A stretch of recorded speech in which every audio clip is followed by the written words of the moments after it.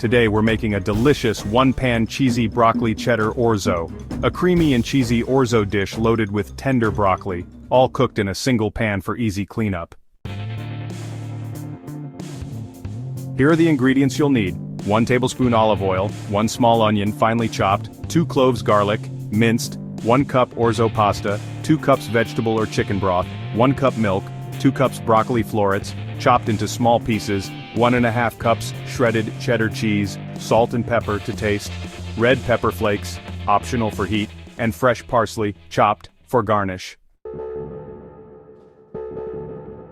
In a large skillet over medium heat, heat the olive oil, add the chopped onion and sauté until translucent, about 3 to 4 minutes. Add the minced garlic and cook for an additional 1 minute until fragrant. Stir in the orzo pasta, ensuring it is well coated with the oil, and toast for about 2 minutes.